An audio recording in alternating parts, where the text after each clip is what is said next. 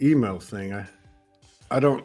I usually just give my email because if I do it to the website, it kept going to her, but I guess you Yeah. weren't getting it. No, that totally get it. I figured there was some technical glitch going on. Yeah, just trying to move through this massive inquiries to come on, and I don't always pay attention to detail. Let's see.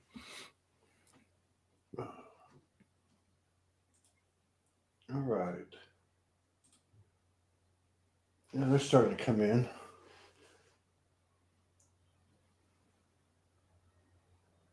Huh. Yeah, slowly. Takes about 2 minutes, but we've been getting suppressed a lot Oh yeah, how over come? the last. I don't know. I don't really look at it, um, from like that standpoint. It's just energy, but I don't know. I got a message last week from Facebook. I get them from YouTube all the time, but we don't really talk about anything, you know, inflammatory. We just talk about what's going on, human transformation, the Mm-hmm. soul. The human is the hero. That's one of our hashtags. Love it. And but I got a message from them, and they were like, "You violated whatever 3 times, and we're no longer going to distribute your videos." So Hmm. the only people that can really catch him now, evidently, is on Facebook. Is those who sign up for the notifications, or if they're not going to be suggested videos anymore. So That's too bad. yeah, it's okay. We're working on an alternative. So, but we're on several platforms, so we're kind of under the radar. We've always been under the radar, and that way we don't garner as much attention. So, yeah, welcome to Soul Speaks 5D. And hey, Cheryl Benny down in Florida, old friend. Um, yeah, we, Soulogy community has been around about 10 years. It's all been about uh, transformation, the human.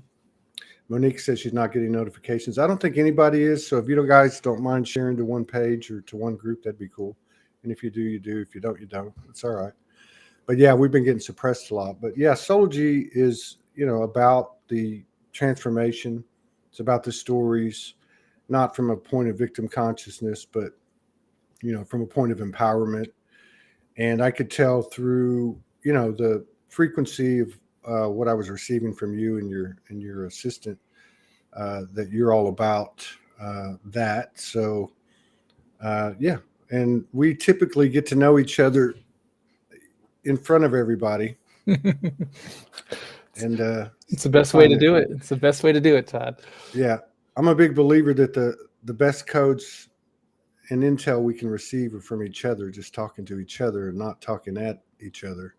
Mm-hmm. But yeah, so we're interested in diving into to you. And but yeah, welcome. Thank you for coming in and honoring us with your presence and You're sharing welcome. space with us. Yeah, you're You very welcome. obviously have uh, identified at least one of your purposes and one of your missions, and we'll get into that a little bit later. But yeah, I'd like to just dive into a little bit like who you are and where you're coming from. I know you lived Mhm. in San Diego for 2 weeks and then moved to Oakland or something like that. But did you have something that?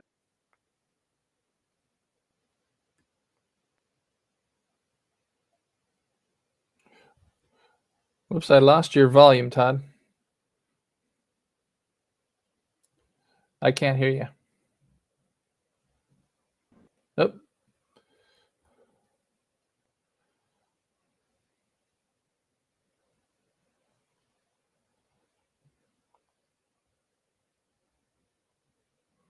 yeah, I can't hear either, Heather.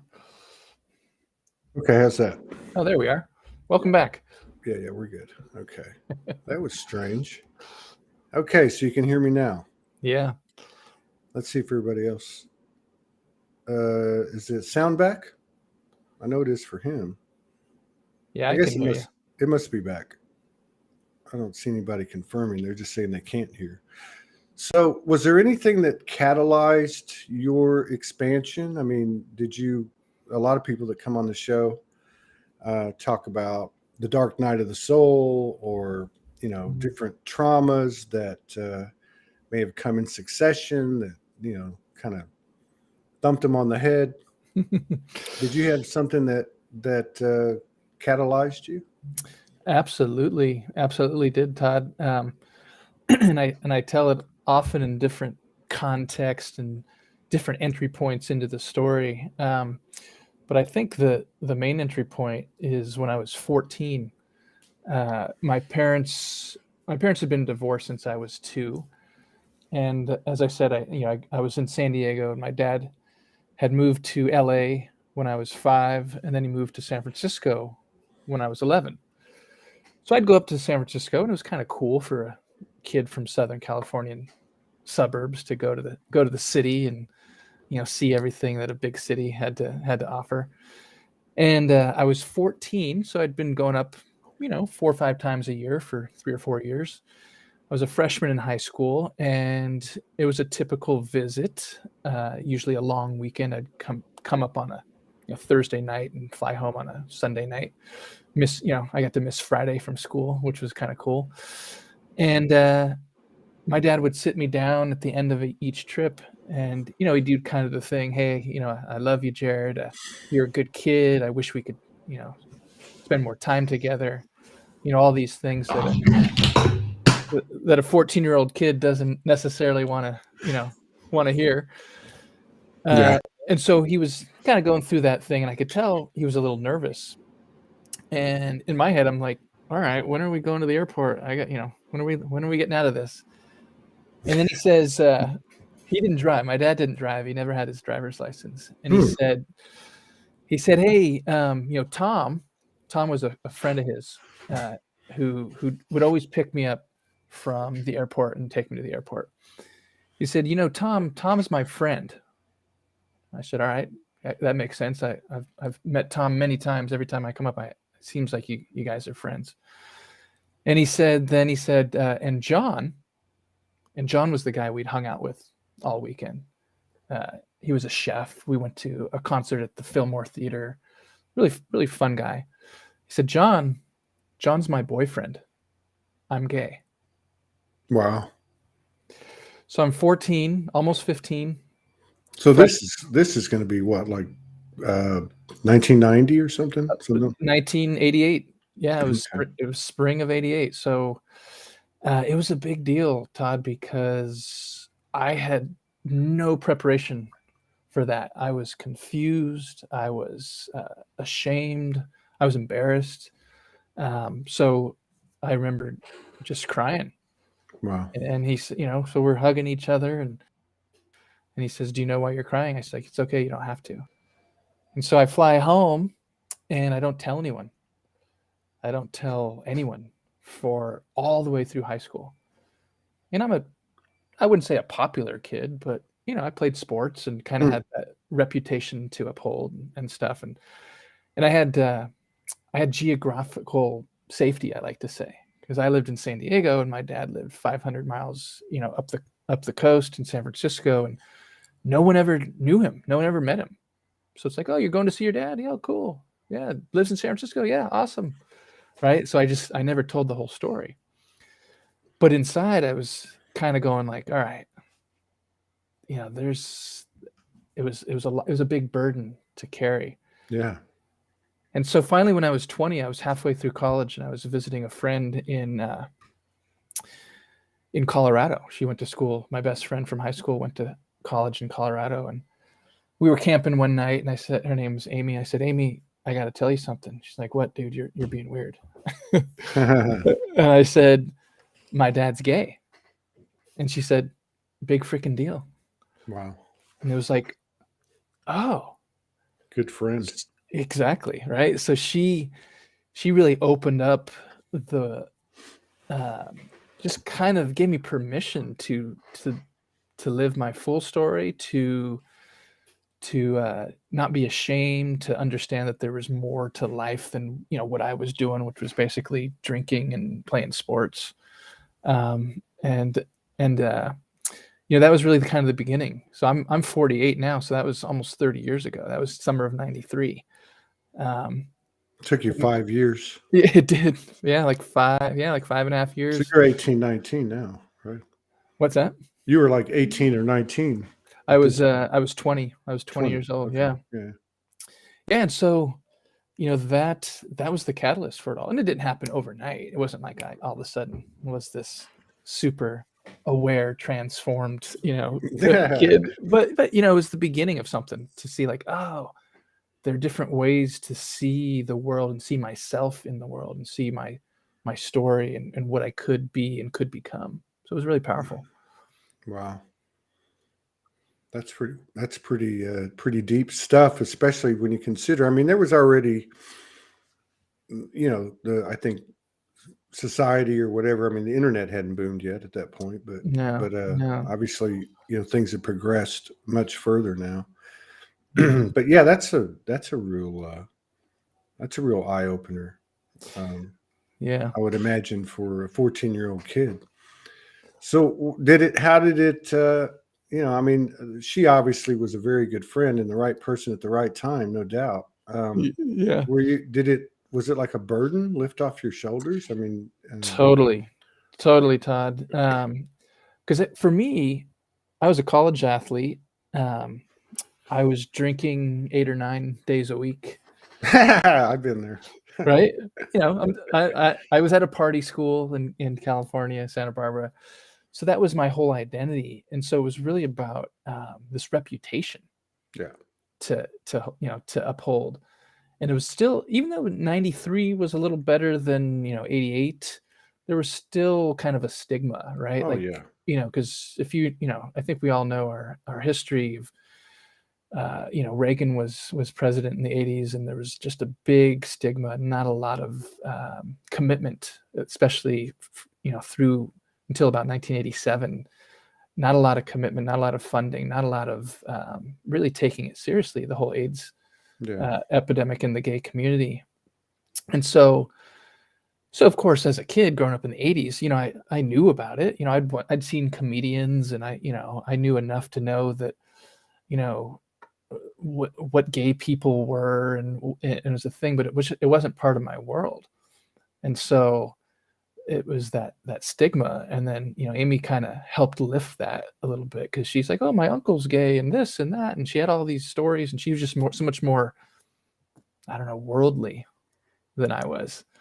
And so yeah, it really opened me up, and that's really been my journey, ever since, which I'm sure we can, we'll delve into plenty in our time together here. Yeah. So, I mean, like that's a really big deal. And I think what you're saying is that it opened your eyes to, first of all, it's okay. And second of all, you mentioned, I think, perception.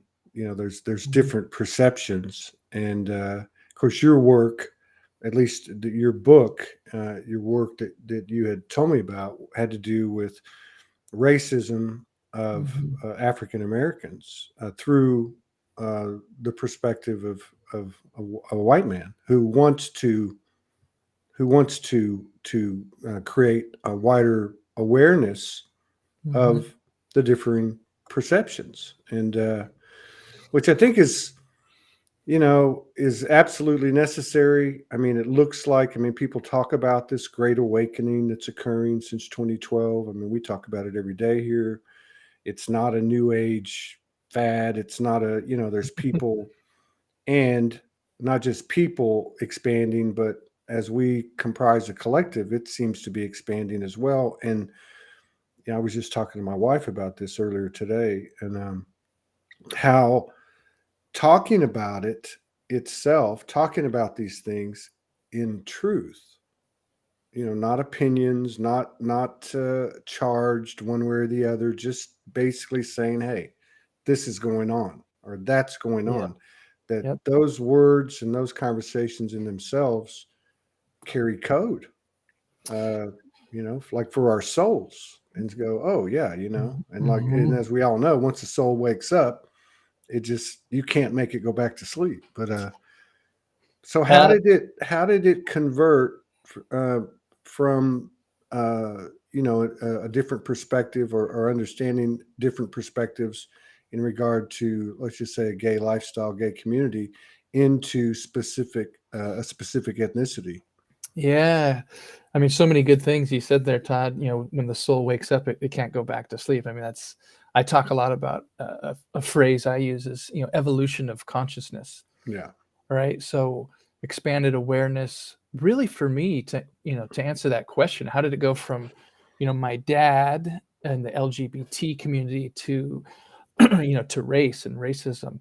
Um, and the short version is that in my 20s, after Amy gave me permission, and I got out of college, and I was a little bit, just a little bit older, a little bit more mature, a little bit more, You a went little from 9 nights a night drinking to to, 6. to six. Yeah, exactly. It's a You slow know, grind. that's right. Now I'm down to, once or twice a week, so, Yeah. um, but yeah, I mean, what it was, you're right. There was hey, it's okay. And that was the first thing, like, hey, this is okay. It's okay, Jarod. You can have a gay dad and you can be a star athlete. And right, okay, wow, like there's more out there.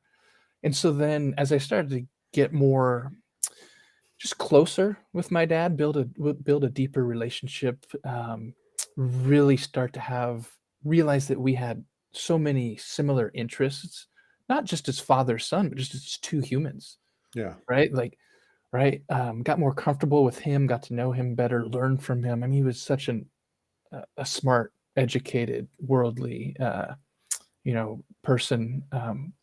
Talk about a soul that's been woken up for sure.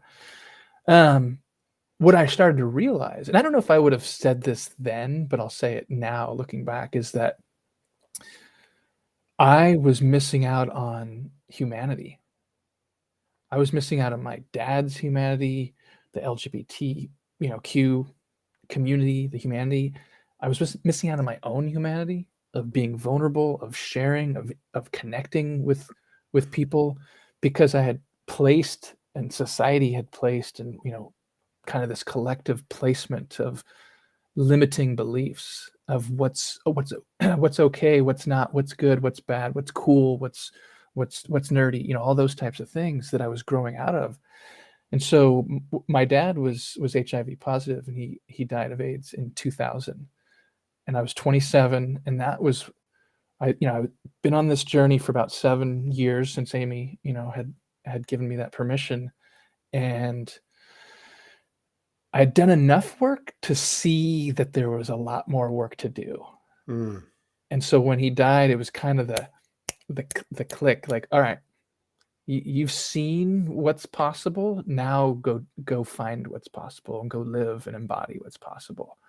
And so that was, September 29th, 2000 was when he died. So it's been 21 plus years, and, a lot of work on myself, a lot of work elevating what I like to call cultural fluency, racial fluency, understanding that it's all about connection and relationships.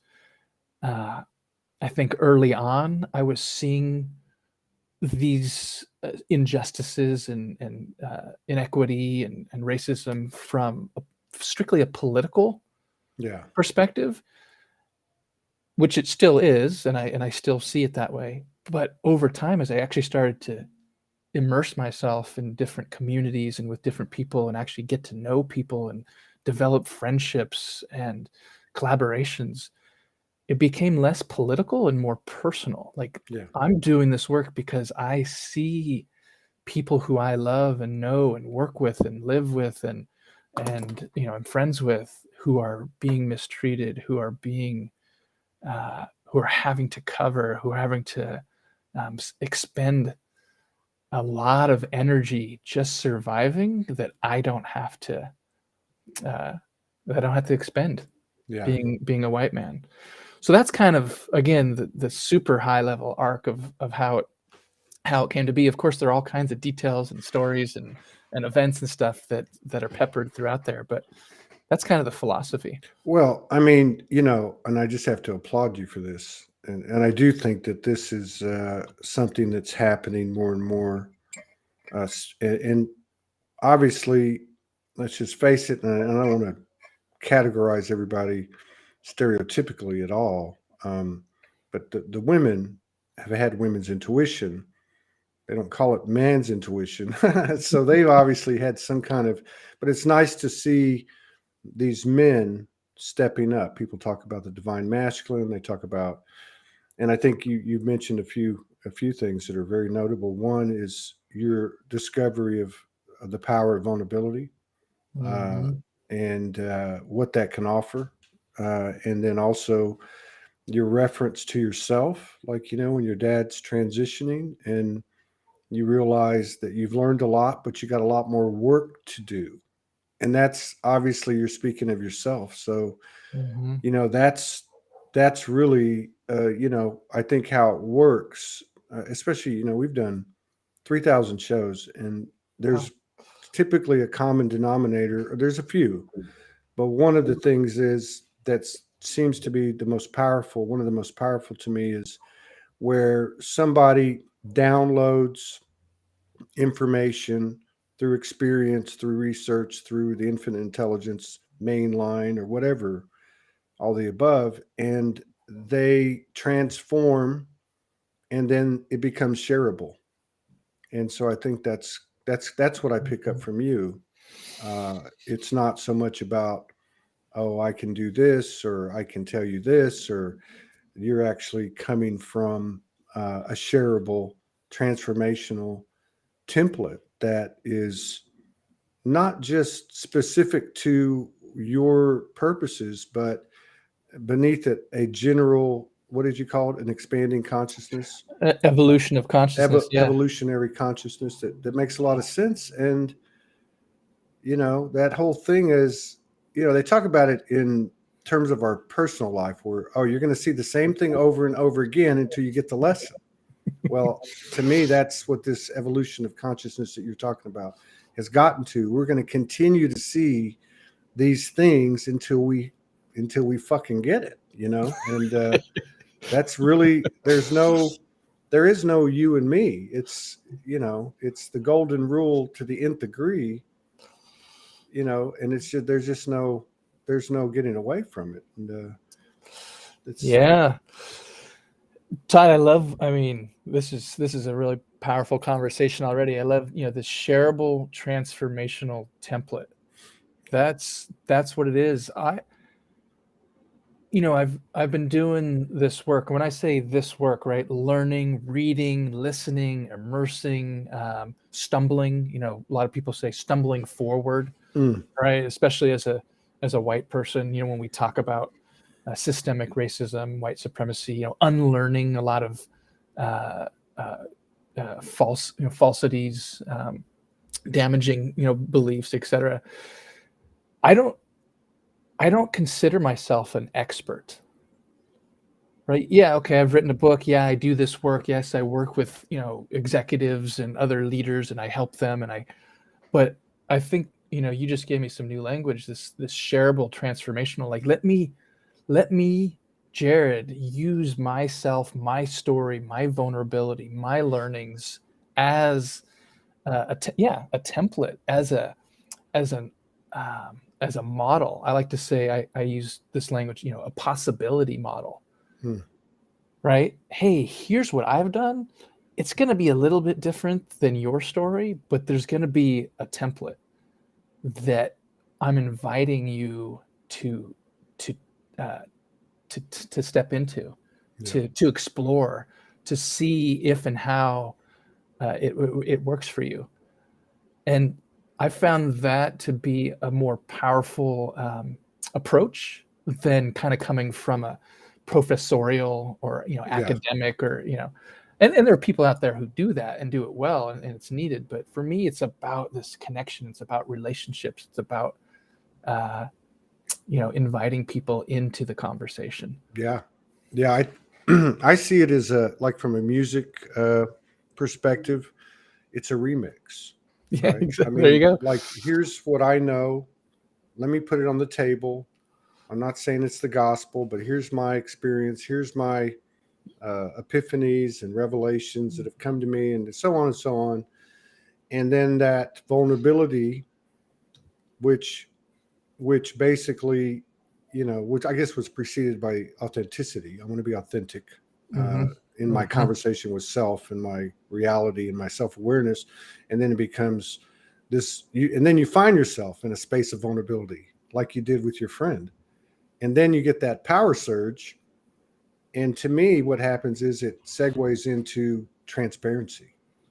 So the more we say, hey, this is what's going on, because this is the way the universe treats us, right? Like in our own personal life, it's going to keep coming back and coming back and coming back until we can't blame anybody else or rely on anybody else, and we have to belly up to the bar, but yeah, I think this is, and I think that's a really good example too of what you bring up in regard to the professorial type or lecture type of frequency. I've watched this change over the last couple of years doing this show, because we have a lot of healers that come on, a lot of energy practitioners, how Mm-hmm. their paradigm has shifted, the sub paradigm within the paradigm shifting, which is less of a yogi guru. Let me show you, I'm the teacher, you're the student, has turned into, like what you're talking about. Let me show you the door that I Mm-hmm. found. And then something really incredible happens. There's a handoff to self-empowerment, and it becomes a mutual kind of give and take thing. So as I talk to these people, and I'm going, wow, these sessions are both expanding for the person that came in the door, but also for you. And they're like, yeah, like everything's changing. And then if you look at, because I look at a lot of platforms, a lot of speakers. I always, for the last 10 years, doing this just to pick up on things. And if I look at somebody like Jordan Peterson, I don't have political views. I don't have, I'm just, it's not about the person. But if I look at the approach of this person, who I think is a very good speaker, I don't agree with, a lots of things that he talks about. But in regard to what you're saying, I feel that what's happening right here listening to you is much more powerful than somebody speaking at me like a Ben Shapiro or Jordan Peterson, or people that are on the other side of the spectrum politically and ideologically. It's not about that. It's just about the frequency of I think it's the authenticity, the vulnerability, the transparency, and the humility Yeah. uh, that people are really listening to now. And it's going to be pretty interesting to see how everything goes, given all the mixed energies out there right now. You know what I mean?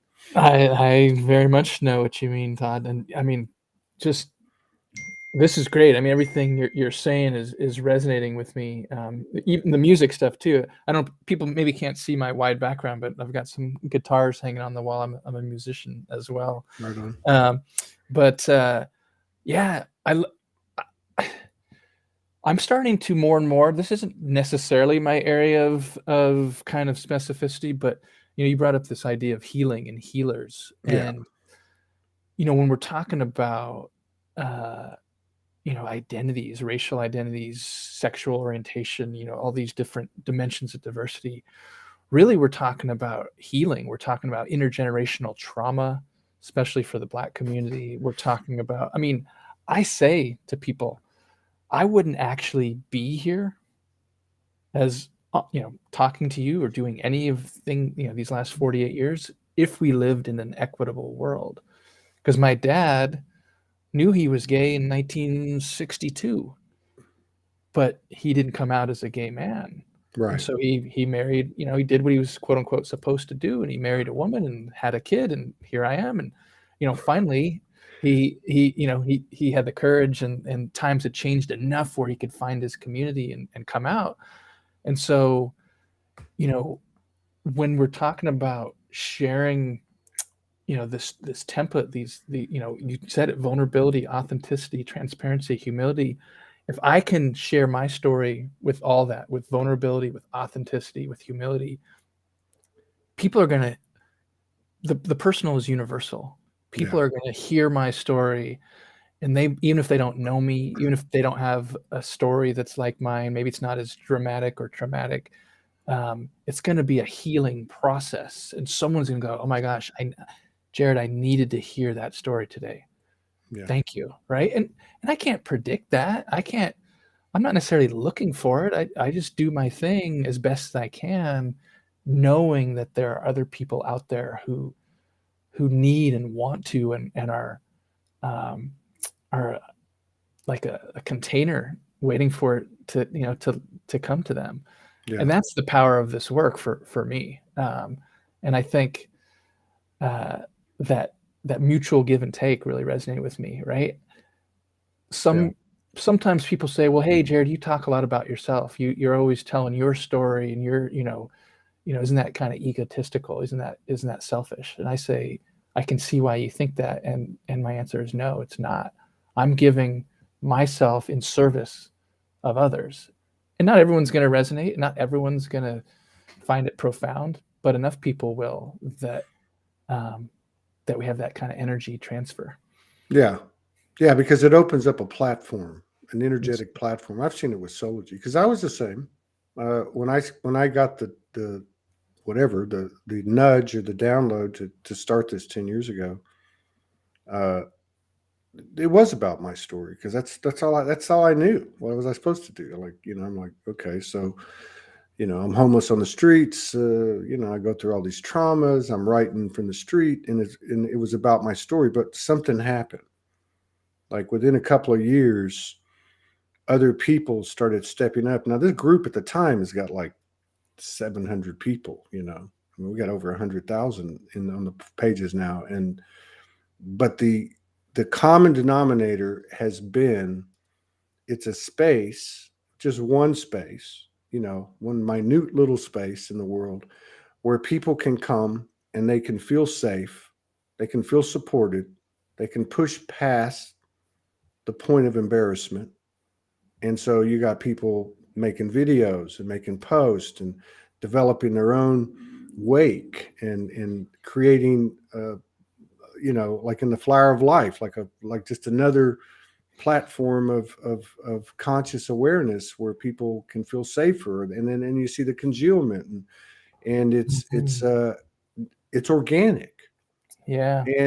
And so, whether it's somebody that comes on and says, wow, the solar flares are just kicking my ass, and I'm like on my back all day, or why am I revisiting my childhood trauma when I've already dealt with it 10 times, but now it's coming back into deeper levels? Anybody experiencing this? So it becomes a very shareable, organic consciousness, and then you start to see the patterns, which I think you really bring to the forefront, because this is initiated by the awareness that came into your own consciousness of what's it like to be gay.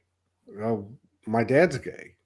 What is that? And all those things that come with it, and then that ends up, extrapolating into other things, such as what the nature of your book is about, which is a unique subject and a unique perspective to say, this needs to stop, or you need to be aware of this. And I'm a white guy talking about my African-American brothers and sisters, or my Black brothers and sisters around the world even. But then it even goes beyond that, because, I grew up in an environment. I grew up, I like to say I was Anglo-sized, as they said back in the day. But it was a community of a pretty good size, 300,000, South Texas, near the Mexican border. So obviously there's a lot of Mexican American. My families were Mexican American. My point is that you had a majority, I want to say probably 70% Mexican American, and the rest mostly Anglo. And you didn't see although you had these political groups in the late 60s, like LULAC and different things. It's like, oh, I'm a Mexican American, but you really didn't understand the things until you started to get a better idea. Why did your dad go to college? And why couldn't your dad get a job with the government? And what was going on here and what's going on there? And you start to see it. It starts seeping in. And really, it's interesting talking to you today because this hasn't gone away. No. It's still there, whether it's gays, whether it's women, whether it's men who don't want to be an alpha male, whether it's the blacks, the Mexicans, the Muslims, and even in some cases, the Anglo, the white person. I mean, it's everywhere. My wife has a saying. She says, if you look for the shit, you're going to find it. Meaning, what she means is you can go out and look for the crap and take it in as crap, or you can go out and look for, more of like on a beat or on a frequency like you, which is, okay, I see that's happening. Now, what am I going to do with it? Yeah. So many good points, Todd. A couple of the people in the chat, Jennifer said, real likes real, right? So we share, people recognize that, and they like it, and they get energy from it, and they want to be around it, and it inspires and motivates and builds momentum to continue to be real. And this idea, I do a lot of my work is facilitating discussions. So yes, I'm a speaker, where I'll have a keynote, right, or a fireside chat, and that's that thing. But when I'm going in, and I'll work with a lot of white people, white affinity groups, talking about race and racism, talking about identity, talking about these things that are uncomfortable. And my role, my approach, as we said earlier, I don't come in with any PowerPoint deck or presentation. I'll come in with one or two framing questions, and my job is to hold the space. Right. And there's a quote. I can't remember her name, but it's something like, the hardest thing about holding space is feeling like we're not doing anything. And I think that's hard for people when there are awkward silences, there are uncomfortable pauses because we don't know what to say, we don't know what to think. Is it politically correct? Is it this? Are they going to think I'm this? All these things going on in our head. So my job is to, I think of like a yin yang symbol, like these complementary forces of challenging. Yeah. I'm gonna challenge individually and collectively. I'm going to challenge us to be uncomfortable, to be awkward, to push forward, to stumble forward. And I'm also going to support us, because if it's all challenge, it's too dictatorial. It's too like, you must obey. But if it's all support, then it's too coddling, and there's no growth. Too much fluffy love and light. Yeah, because these topics, they're serious topics, and we have to take them seriously. But we can do it in a way that builds community, that builds collective understanding, and that's what I'm trying to do. I try to partner with like-minded people, in my space, who are recognizing, yes, we need education. Yes, we need, people need to learn their history, need to unlearn a lot of what they think they know. There is that aspect of it. And we have to center humanity, empathy, compassion, connection. As you said earlier, I love that phrase, that shareable transformational template. We have to connect with each other, because if we don't, then it's all just terminology and politics and stuff, and that doesn't change anything. That doesn't change anything or anyone. Yeah, and you're right. There's a fine line. There's a middle road. I call it the soul highway. Some people call it the 0-point field. But you're right. It's like holding a bar of soap. You can't hold it too tight. You can't hold it too loose. And there's this middle ground that isn't comfortable. You can't tell me you can comfortably or confidently hold a bar of soap too tight, and vice versa. But when you're in the middle, there's always that little unknown. There's always that, you know what I mean? And I think that's the good friction that you're talking about.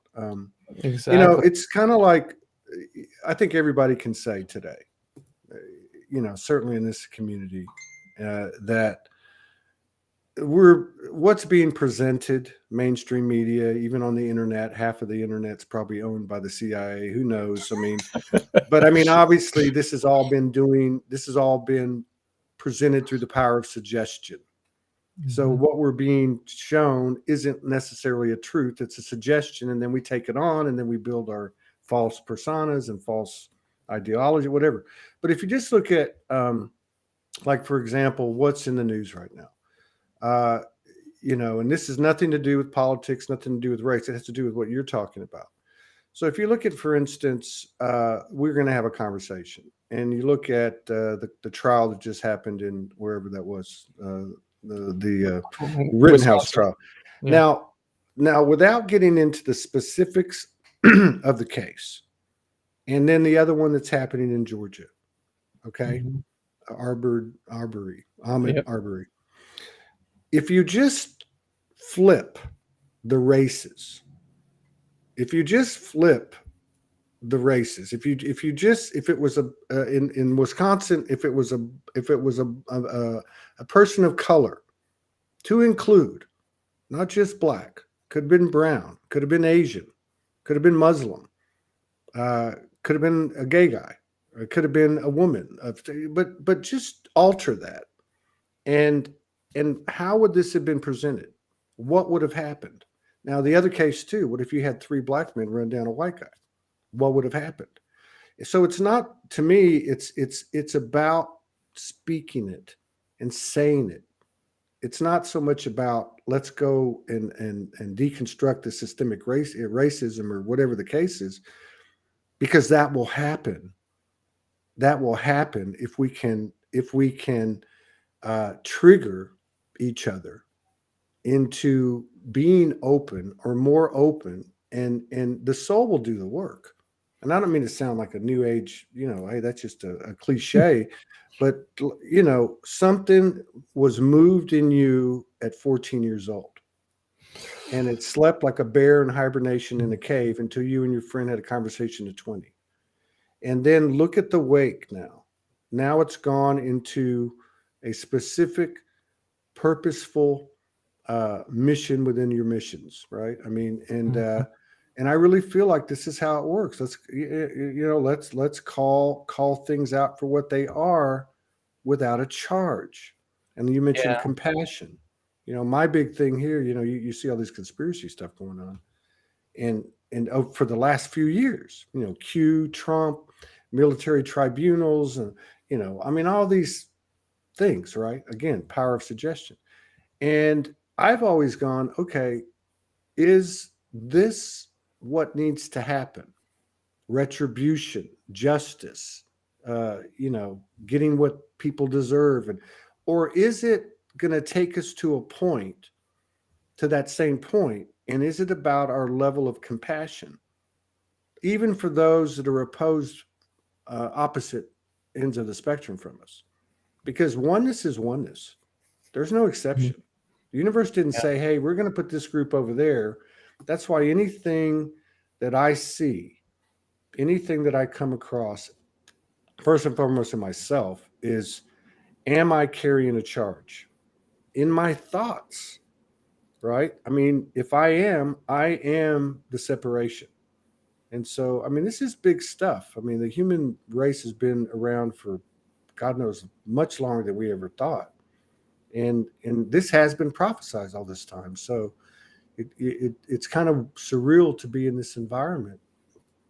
And you get to the point where you realize, hey, Jarod, it's up to me and you. And there's no owner's manual. It's like being a parent, right? I have 12-year-old twins, so there's no owner's manual for that. Gosh, so much good stuff, Todd. I think I have a strong mindfulness practice. And I look at it less as a spiritual thing, although a little bit of a spiritual thing, but more of a philosophy and an embodiment of how I move through the world, moment by moment, day to day, client by client, relationship by relationship, right? And a lot of what you said, I think, resonates, might be slightly different angle, but it's kind of the same essence. How do I stay committed and invested in the work that I'm doing and seeking equity and justice and helping people? Again, I'll come back to that, transfer, sharing the transformational template. How do I do that in a way that is vulnerable, authentic, transparent, humble, as we've said, but also full of integrity Yeah. and full of awareness of social inequities and injustices. But I agree with you, and this comes with a little bit of privilege as a white person, right? I don't. I used to teach when I was a teacher 15 years ago. I taught a social justice curriculum to middle school students. So we talk a lot about power and different power dynamics in relationships and who has the power and what are they doing with it and how are they treating people and all these different relationships. And I think when we're doing talking about these subjects, we have to center those things, because if we assume that it's a meritocracy or if that we're on a level playing field, it's not. So the work is, how do we get it to where it is like that, or at least closer to that? So when we're talking about these cases, I just finished reading a couple of weeks ago, Just Mercy by Brian Stevenson, which was made into a movie. I saw the movie. Yeah. So if assuming the movie is similar to the book, I'm sure it's really powerful. Mm-hmm. But his whole thing is about fighting for justice and equity, but restorative justice, transformational justice, where we're not trying to punish people punitive. We're trying to create new awareness and new, in his case, new laws that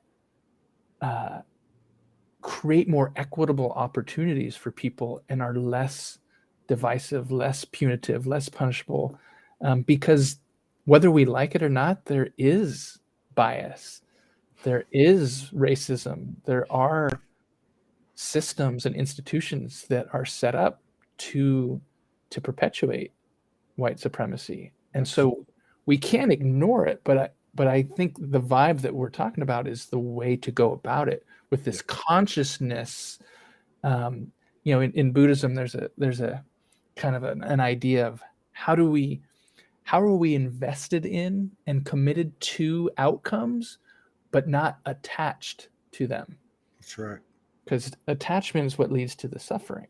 Now, a lot of people, and especially when I talk with Black friends and colleagues, they're like, "Oh yeah, you can say that because you're a white guy. You can say that. You're not living with this every day," and that's 100% true. Mm-hmm. And that's what I have found to be the best way to do this work. And I will never tell anyone, let alone a Black person or another person of color, here's what you should do. Here's what you need to do. Who am I? That's not my place, right? Yeah. So again, it goes back to that invitation and that, hey, here's what I'm putting out into the world, and you're welcome to be part of it. That's right. Yeah, and you're absolutely right. And you brought up the word spirituality. So many of these words have been contorted, and connotated in various different ways.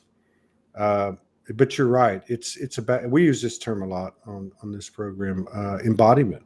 It's about embodiment and integrity. And I'll give you an example, just like, because in my own life, just that I've been dealing with, it seems like more in the last couple of months. And you actually came across this. So I'm getting massive inquiries into coming on the show. And because there's a lot of platforms out there, especially from what might be referred to as a spiritual community, Lightworkers, Starseed, there's this whole tele-summit type of template, which was first had been around since these things kind of popped up. And so and it's okay. It's not judgment. I'm just giving an example of how this integrity and this embodiment goes down to the nth degree if we are open to it and if we have the etheric balls to take it on. So we have obviously people, they see, they want to come on and they want to promote this or promote that. And I said it in the emails. Hey, this is not a marketing platform. If it comes up organically in the conversation, then so be it. And a lot of the first conversations, if they come on one time, it doesn't get that far because we're talking about them. But anyway, what I had to do in my own mind was tell myself, because I remember this started a few weeks ago. When your messages came in, there was like 225 people. Wow. And I had to sit down for 9 hours and go through them. So I developed a little template message on my clipboard. And then I just went at it. And I had to keep telling myself, there's a personal responsibility to address every single message. And I'm not saying this is for everybody. I'm just saying this. I'm trying to dive into what you're talking about and how deep it goes. And I got to act in integrity with every single communication, which means, as to your point earlier about the good friction, be direct. Now I just had one this morning, and somebody that I know that's been on the show wrote me and said, we need to do this, this, and this on the show. And I just said, we don't do that. And they said to me, maybe that's why there's an issue with your viewership. And this is somebody I love dearly. If they're seeing it, please don't be offended, because again, integrity is to be direct, not with a charge, not with a bite in it, just be direct. So I wrote back and said, well, that's interesting, because our viewership has expanded and never regressed in any way. It's always just steadily expanding. And that was it. They wrote, okay, and that was it. But my point is that what we don't address and talk about just festers and grows, just like disease in our bodies. And we're talking about a body collective here. So, and then the last point about what you made too, we can have these conversations. The energy of imbalance works both ways. And so when you come to a friend of yours who's a person of color and you say, I don't know what it's like, I think that's very important, because it can also neutralize their defensiveness, which is perfectly understandable. The best example I ever saw of this was on an early show that we did back in, like, we had 200 or 300 shows going. And I had a lady on who had, and I didn't even know this, who was an energy practitioner. And so we were taking calls or something. We were taking calls or questions or something. And a lady wrote or spoke and said, I have cancer. And I don't remember exactly what she said, but I think it was something along the lines of, I don't know what to do. I'm scared. What you might think somebody, like, it just happened.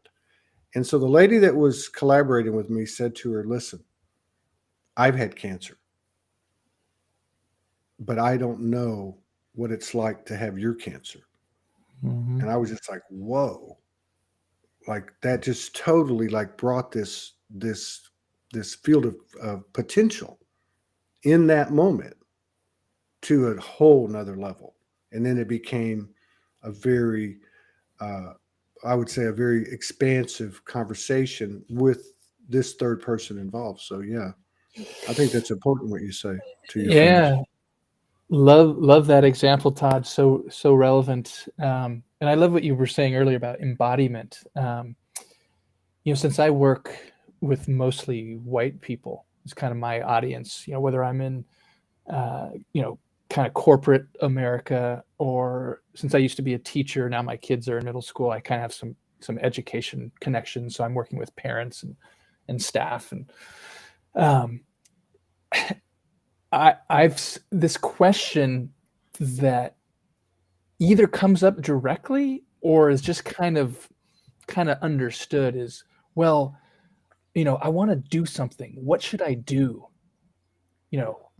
This racism is horrible, and I don't like it. What should I do? And I say, that's the wrong question to be asking.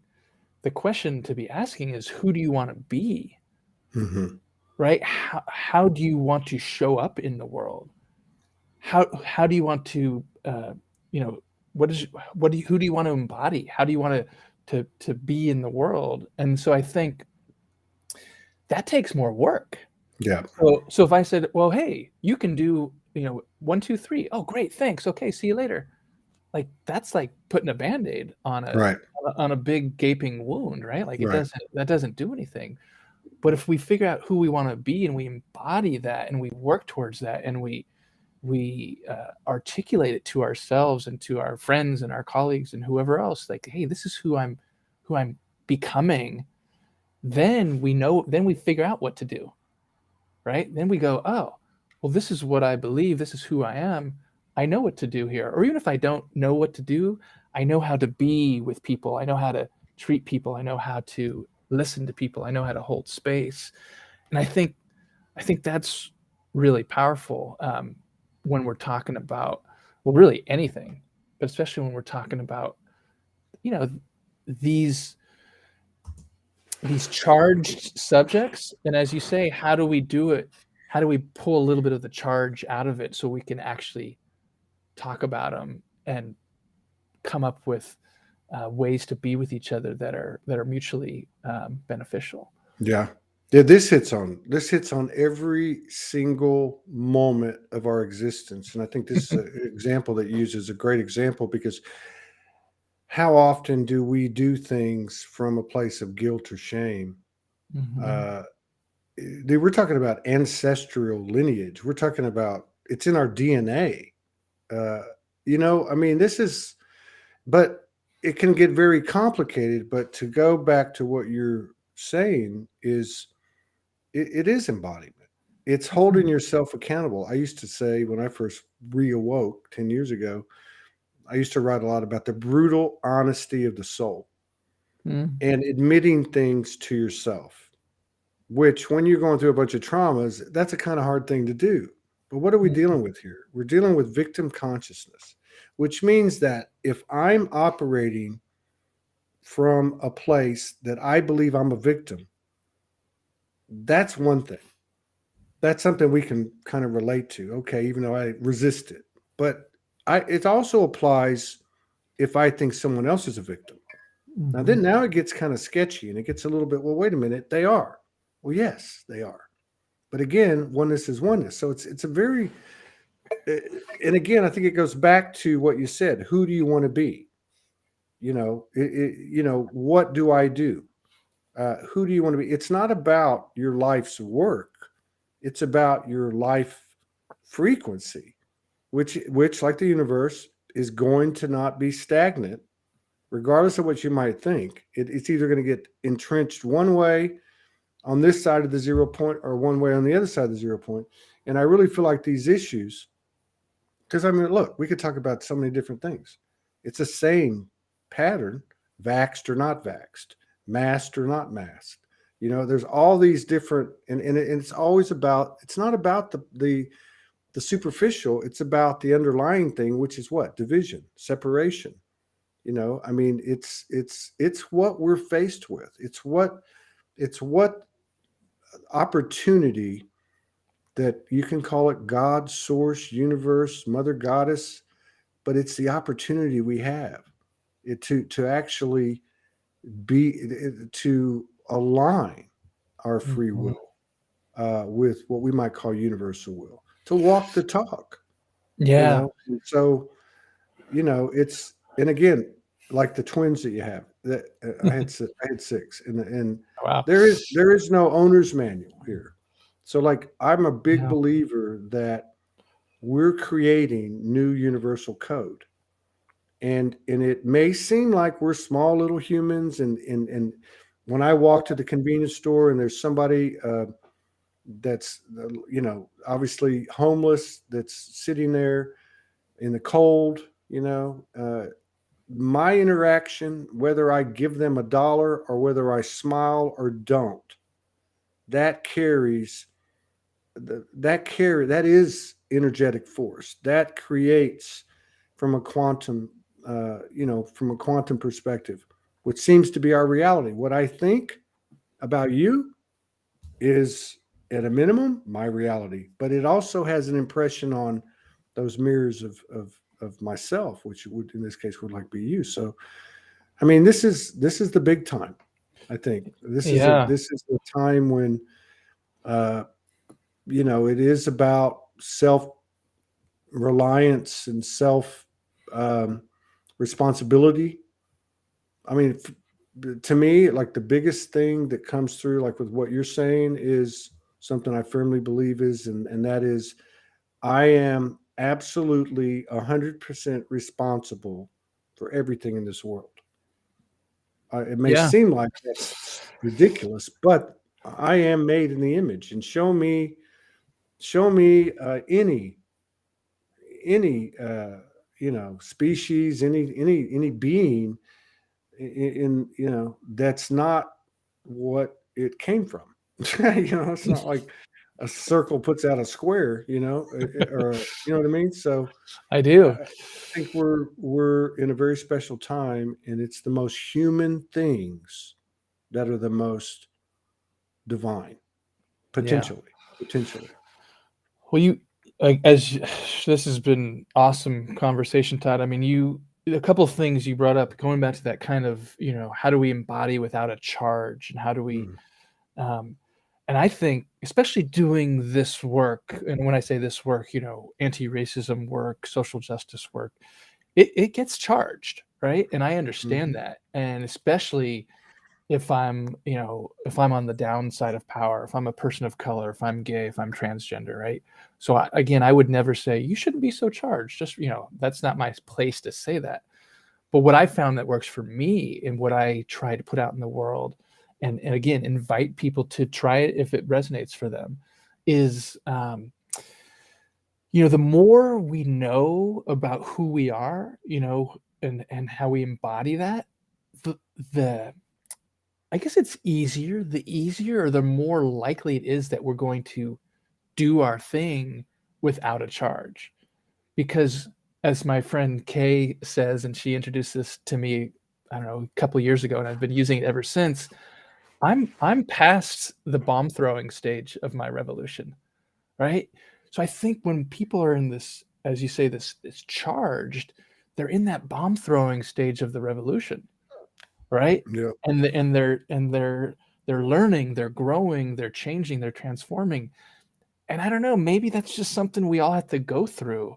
But if we go through it, we get to a place where we can still have the conviction, we can still have the point of view, we can still articulate it and share and influence and inspire and motivate, without the charge, where there's still like kind of an expectation, but there's also that invitation. And that's where people go, all right, I hear what you're saying. I can get behind that. Okay, you've made me think. All right, let me Mm. let me let me reflect on this, right? And that's what I'm trying to do with my work and my relationships. Yeah. And the other thing That's you it. Yeah. Keep well, going. well, you said one other thing, kind of a different topic, but about walking and you see a homeless person in front of the grocery store or whatever. There's this idea of regard and disregard, right? I think getting back to like human connection, how do we regard one another? Or do we disregard for whatever reason, whether it's race, whether it's whatever, it could be class, or all these things that if we're not aware of it, we're gonna disregard people. And Mhm. that it's like these little micro disconnections that add up. And so if I've been the recipient of disregard after disregard after disregard, right? It's like, wait a second, why am I being disregarded so frequently, so often? And so I think what you're saying is really powerful. How do we individually and collectively start going, all right, how can I intentionally regard people, give them a smile, give them a wave, Yeah. Hey, how you doing? Those little things. I don't want to be too trite, but I think they're really important. Absolutely, they are. That's what I'm saying. It's you can have, like I've been shown in my own space, in my own truth, or it's just me, right? Like through my relationship with infinite intelligence, however you want to put it, that the work that I'm involved with here, this collaboration, which the primary vehicle is this show, don't look at the number of likes, don't look at the number of views. Energetically, there's a whole different thing happening here. Just stick with like the frequency of what your trajectory is, what you are, you, Jarod. Okay. And I think for like what you're saying, to me, the way it works is it is the little things that create the frequency. It's not Mhm. what people think. That's why if you look at Facebook, for instance, you see a lot of people going, "Oh, the hell with Facebook," and they're out to get us. And yeah, but it's that yin yang thing that you're talking about. Mhm. So, are you going to attach to this with a charge, or are you going to work with what you have? And so, yeah, it's all happening right here in this mystical space between our ears, which is the heart, the mind, whatever, the soul. But it's about, to me, it's about what you're talking about. And nobody can tell you you're doing it, and nobody can tell you you're not. You can't bullshit the soul, you know? So, I can present whatever I want on Facebook. I can make myself this or that or whatever, but it's not going to make it so. And it's not going to bring me into the type of frequency that I want to be. And I think just to kind of conclude that, I think the way you do it is what you're doing. I think what you do is you go in and you present to the best of your ability without Mhm. a charge. This is not a debate. I'm not here to make anyone wrong. If somebody says to me, "Oh, well, you're making me wrong because what you're saying contradicts what I'm doing or whatever," I'm like, "That's on you. This is just what I've been guided to share." And I just give a quick example too, because it works. To me, it's all frequency, it's all energy. So I had this thing, like a lot of people, after like 2012 on or about, I started digging into the 9/11, and one of the things that I really got hooked on was police brutality. So I would watch these videos of YouTube, and part of the day would be these videos of and I'd had my run-ins with the law, right? So now I'm coming home one day, I'm getting back on my feet, I'm not homeless anymore, I got a job, and I'm coming home, and I pull in a parking lot to talk to my boss, which was right down the street from my townhouse. And a security guard gets behind me in his truck, and I didn't know this. And I pull up to my house. It's a carport rear entrance, and he pulls behind me. And as I open the door, he comes out of the car, threatening to beat my ass. And but it was that whole pattern of what I'd been watching. Now the same thing happens to me again with a real police officer who was totally out of line. It was a pure YouTube moment. I probably could have sued him for millions. I had many witnesses. And then fast forward to last year, which would have been, like 8 years later. Now I'm living in Arkansas. First house I've had since that period. My beloved it comes from Australia. We've been hanging out for traveling all over the country, and we decided to get a place in a small town in Arkansas. And so our house has like a dead end to go to our driveway. There's no other houses there. It's just a small dead end, and it looks like a driveway. And so we're here like a month, and we're going to run up to Lowe's to get some stuff to fix up the house. I pull out of my driveway onto this little dead end. A cop blocks me, jumps out of the car, and says, "Give me your ID. What are you doing back here?" And I said, "No." But so my point is, I had gone back to watching these videos, and I'm watching them, not even being conscious of why I'm watching them or what it's doing for me or what it's doing to me. Yet, in what was happening was it was reinforcing my prejudice, my bias, I'm throwing a blanket on every cop out there, and I have this impression that is a creative force. So what happens? I bring it to me, right? Now, what goes beyond that? I'm feeding the monster in the collective. So then, to conclude the story, I became conscious of it. I thought, okay, either I need to stop watching these things, or I need to be able to watch them and step into the feet of the perpetrator and the victim, because they both have the, you know, the whatever, the DNA and the lineage and what happened to them and so on. So about a month later, I go up to the little grocery store, and I saw this cop, and we have like a little forest behind us, so we had to get some cages to catch a couple of cats and take them. So we had these cages, and I look over at the cop, and I see that he has an animal, thing that they put in the back of the truck to put the animal in. So I figured 2 + 2. This guy must be something to do with animal control. But he was a cop. There was a cop car there. So I went over, and I said, "Hey, do you need some traps?" He's like, "Yeah, that'd be cool." Anyway, I ended up having this nice exchange, and I told the guy, "Come by the house. I'll give you my traps." But it's so subtle and it's so deep that even when we think we're not prejudiced, even when we think we're not charged, we very possibly could be. And I think most of all, what I pick up from people like you is to be open.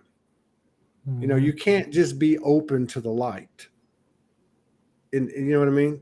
You have to be open to the dark. And first and foremost, within yourself. You might think you're, Mr. Equality. And I can remember going out to a bar. Actually, I grew up in Dallas, Fort Worth. A lot of it's a Bible Belt.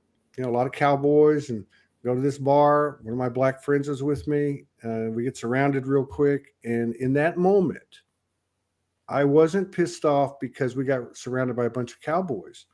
I was pissed off at myself because I didn't want to be with my friend anymore. I learned something about myself, 18 years old. So, I mean, this way that you talk about how do you want to show up, that is the I am soul to me. You never get there. You're always refining and refining and refining. And when we stop, that's when the stagnation and the programs get further embedded in our lives, like prejudice. Yeah. Wow, Todd, great stories, great perspectives, so many good things. You're right. You said, a little bit ago, that it's the little things that create the frequency for ourselves, for our relationships, for, as you said, our prejudices, our biases, how we interact with each other, new people we're familiar with, etc. I did something about 20 years ago that fundamentally changed my life, and I think it speaks to what you're talking about, these little things. So I just moved up to the Bay Area. My dad had died, and the other part of the story, which is kind of a cool part of the story, is I dated this woman in college, and we lived across the street from each other. This was back when I was drinking 9 days a week, and she wasn't. So we kind of dated, but it kind of wasn't really a thing, right? So anyway, I graduate, she graduates, she goes to PT school. She's getting her doctorate in PT school. So and I'm parking cars and traveling around the country and surfing and kind of just kind of hanging out, right? And so fast forward to 2000, and she's graduating PT school. We'd kind of reconnected, and she was in a hospital in San Francisco, and she was doing her last internship before she was graduating. And my dad went into the hospital when he was first sick. He had non-Hodgkin's lymphoma, and so I go up there to San Francisco, and I see this woman walking. I'm like, "What are you?" She's like, we'd talked maybe 6 months previously to that. I said, "What are you doing?" She's like, "Oh, it's my internship." I'm like, "Oh yeah, that's right. You said that." She's like, "What are you doing here?" I said, "Well, my dad's in the hospital." So anyway, long story short, she graduates. She gets a job at that hospital. My dad gets better, but then he gets worse. He goes back in the hospital. this woman became my dad's physical therapist for about a month, in the last month of his life. There's no And mistakes. and and so I came up, we fell in love. We've been together ever since. We've been married 18 years. So there's that story, which was actually not the story I was going to tell. The story I was going to tell. So that changed my life, of course, but that was a big thing. But the little thing that also transformed me, so it's sad, but it's also happy because I'm with this new person and, starting this new life and this of discovery. But I was really angry. I found myself being really angry and not knowing how to process these feelings of love and sadness of my dad and this new awakening political and, race and all these things. And it was just a lot going on. And I remember I'd be driving down the freeway in San Francisco or Oakland, these big cities and a lot of traffic. And anytime someone would do something, cut me off, get on the freeway going too slow, anything, I would get so pissed off. And I would, I'd pass them and I'd yell and I'd flip them off. And, the thing, like we see it all the time. And so I was doing that for a year, like 2 or 3, 4 years. Right. And then finally, when I started practicing, mindfulness and breathing and kind of being with myself, I decided, you know what, I'm going to see what happens if anytime a driver does something that angers me, if I don't look at them, what will change? So I started just not looking at people. And I'd pass them and there'd be a little bit of anger and I'd feel and I'd kind of like, force myself not to look at them. And I'd drive on and about 30 seconds later, it was gone. Mm-hmm. And I wasn't angry. I didn't know who it was. So I didn't make up any bullshit story about them. No bias. Oh, it's figures because they're a fill in the blank, right? Mm-hmm. None of that stuff. And I started doing it. I haven't looked at a driver who's done something that's bad in 20 years. Wow. And I started applying that philosophy to everything in my life. And, talk about showing up without a charge with that shareable transformational template. Like that's what it's about. I notice when people get so upset at the little things that they're perpetuating storylines that probably aren't true or helpful. So anyway, I thought I'd share that because multiple storylines, multiple programs. Multiple storylines, exactly. Yeah. That's like I was saying at the beginning that my wife was saying about if you look for the shit, you're going to find it. That's what I'm talking about. Exactly. But I love what you said. And see, that's what I was saying about like watching the police brutality videos.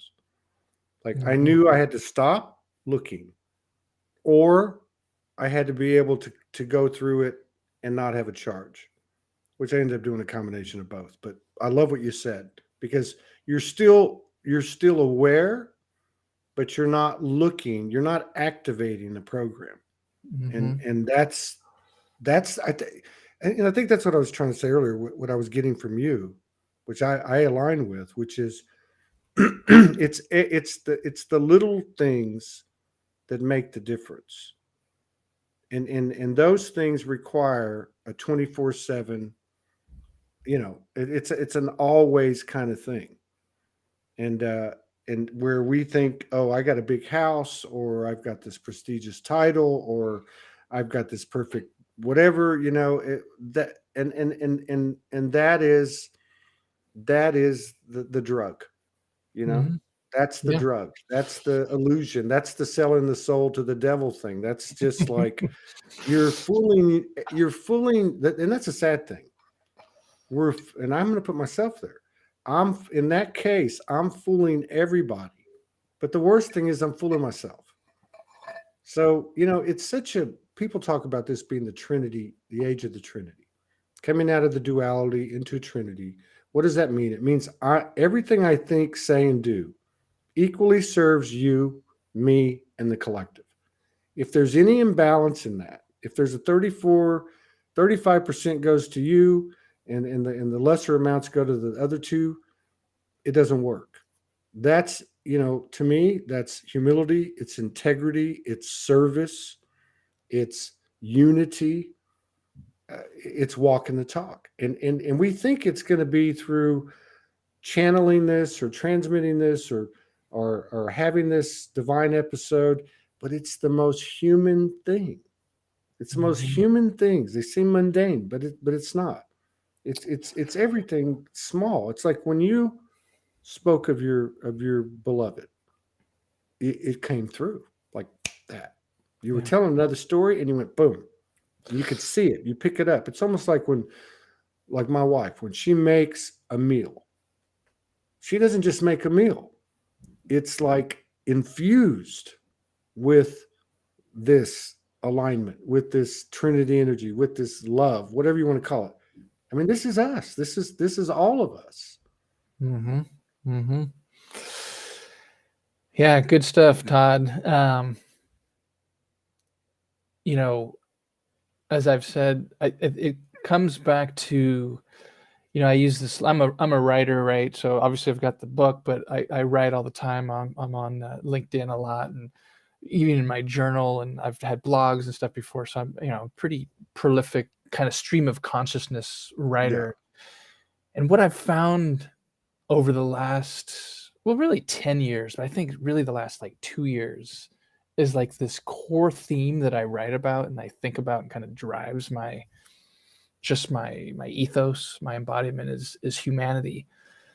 And even that idea of humanity has shifted and evolved too, because I think for so long it was, you know, the humanity of other people, which is true and good and you know, and I think right and righteous, right? Hey, I want to see your humanity. I want to treat you humanely, etc. And I think just as important that sometimes we can overlook or omit is our own humanity. Yeah. Right. And I found that the more I share my stories, my work, my just myself with other people, it's one of the most selfless things I can do, to really try and connect with other people in whatever the context. Yeah, there are different contexts and different perhaps depths of relationships that, you know, you may or may not have, but I think that's really a big part of this work for me is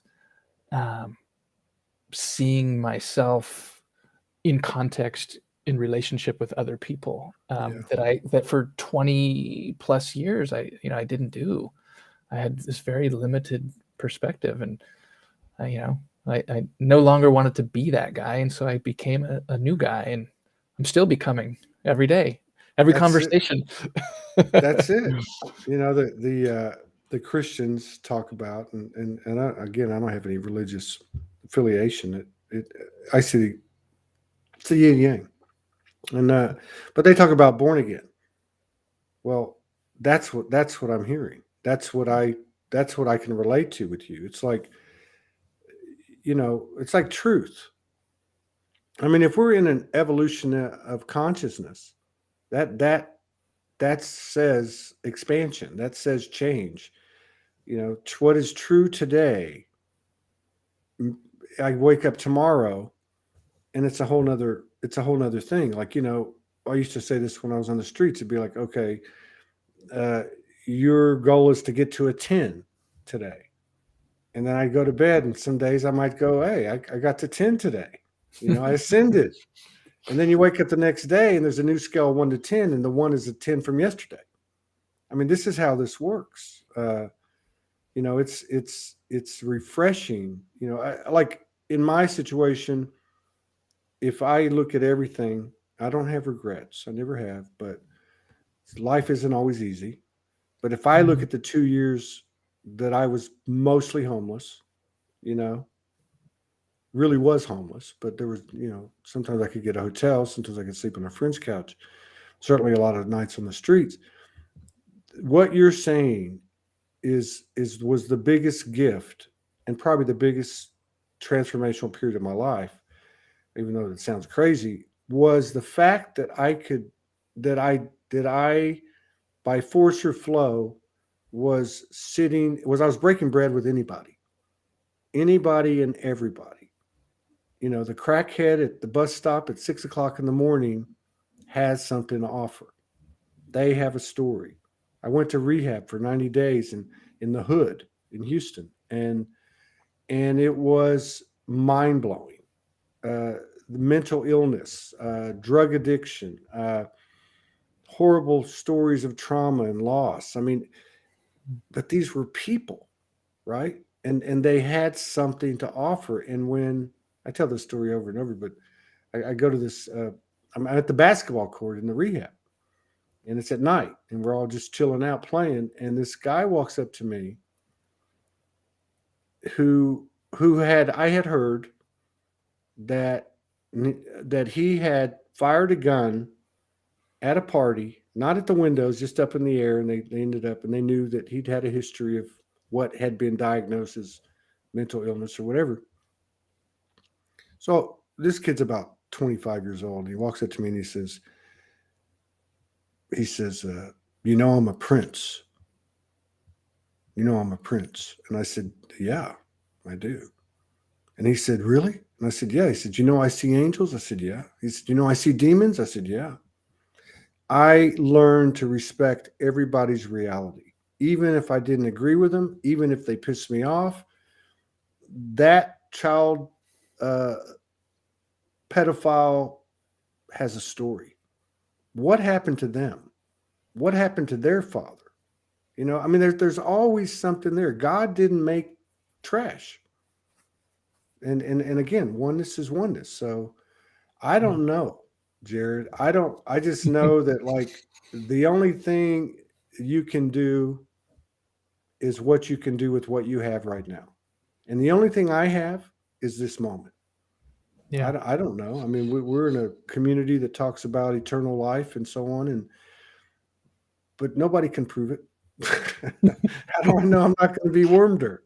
How do I know that we're not in a multi universal realm that's in a drop of water on a petri dish in a 6-year-old's chemistry lab in their home? I mean, how do we know?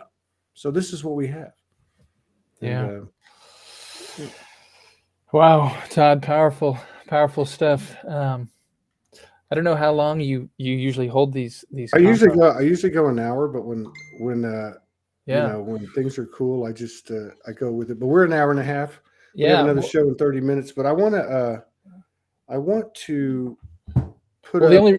The only reason I bring that up is I mean shit, Todd, I could talk for all night, but we'll do it again. I have to take my daughter to ballet in about 10 minutes. So no, we'll do it again. I want to put up. No, I'm cool. We'll do it again though if you're open to Please. it. I'm very. This is. I'm putting up your. This thank is how. Just for those of you who I'm not. I told you what happened. And what happens, I'm just letting you know that if things come up organically, we're all for expanding awareness of what people are into, but we're most interested because you can go to any platform and you can market, you can promote. Yep. But what's the foundation beneath that? And I think that's another way to say what we try to do here and what has been the backbone of Soulogy, even beyond the show. So this is Jarod's website, and we just have a couple of minutes. I want to read something that I found on his website that I thought, I'm a writer too, and I really, really was moved by what he had to say. I'm not going to read it all, but I just want to read this real quick. This is at his website. I just put it up on all the platforms. This was published on LinkedIn September 29, 2021. He says, my commitment to being a tireless champion for equity and justice began 21 years ago today. On September 29, 2000, my father died of AIDS. He taught me a lot before he died, but I didn't fully appreciate everything until after, when I started doing my own work. When I started learning about systems of oppression and marginalization and discrimination, when I started unpacking how I contributed to the perpetuation of those systems, when I decided that I no longer wanted to be that kind of contributor.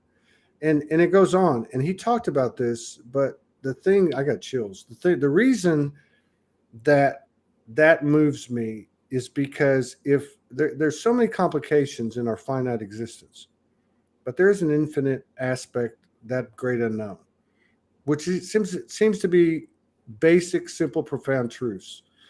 But when a person takes it onto themselves first, to me, that says it all. Even if we don't get it right, because we are the perfect imperfection. But when you say it's about me, in terms of what can I do? Who do I want to be? Like you said earlier, how do you show up? So thank you for showing up. Best to your twins and to your family and to your work. And I absolutely enjoyed this immensely, and I look forward to collaborating again in the future. I would encourage everybody to get over to his website and take a look. There's some pretty powerful stuff in there. I only spent about 15 minutes in it, but there's some really good stuff in there. I think very much the Soulogy vibe, no doubt. Well, thank you, Todd. You're very welcome. Thank you for having me. This has been an awesome conversation, and I hope it's just the first of many. It is. It is. Cool. I love you, man. You take Love you care. Love